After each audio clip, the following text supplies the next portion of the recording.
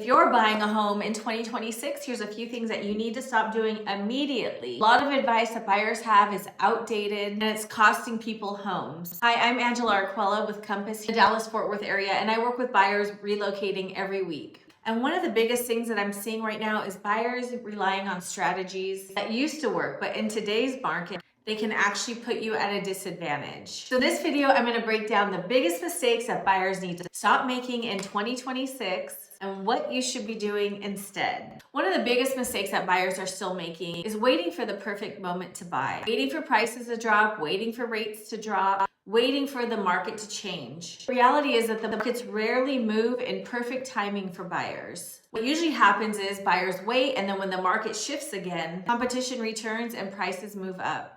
So instead of trying to time the market perfectly, the smarter move is understanding when the right opportunity appears for your situation. Another big mistake that I see buyers making is trusting in the automated home values online. Zillow estimates, AI valuation are automated tools. They give you a general idea, but what they can't see is the condition of the home, the upgrades, the amenities, if there's a view, the demand for that specific neighborhood, or how competitive that property actually is. And of course, those factors can change the value dramatically. That's why serious buyers rely on market analysis, not automated guesses. A lot of buyers also think that if they wait long enough, other buyers will disappear. Today's market doesn't really work that way, especially in DFW. What we're seeing instead is waves of buyer activity. Homes can sit for a few weeks and then all of a sudden they attract multiple buyers at once.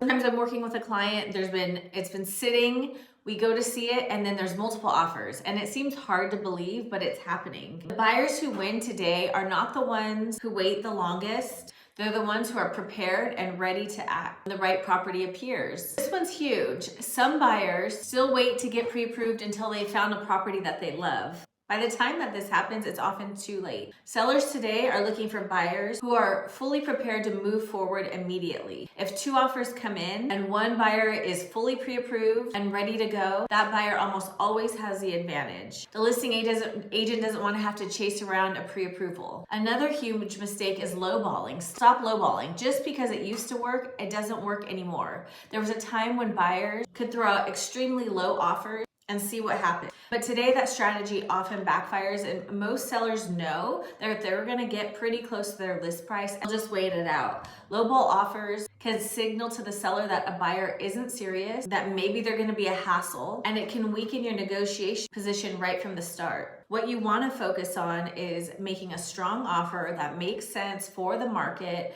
for the home, and that your agent puts it together strategically to create some leverage instead of tension. Now, buyers need to stop assuming homes are going to be cheaper later.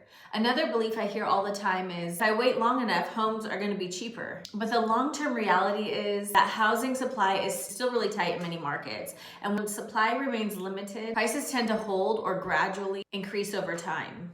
So the real question that buyers should be asking isn't, will homes be cheaper someday? It's, does buying now help me move closer to my long-term financial and lifestyle goals? The buyers who succeed in 2026 are not the ones following outdated advice. They're the ones who understand how the market is working today, how things are moving. So if you're planning to buy in the Dallas-Fort Worth area, or you're relocating here and you want a strategy that actually works in this market, I'm always happy to help. And if you found this video helpful, make sure to like and subscribe for more insights, buying tips, selling tips, and information about navigating the wonderful Texas real estate market. Have a great day.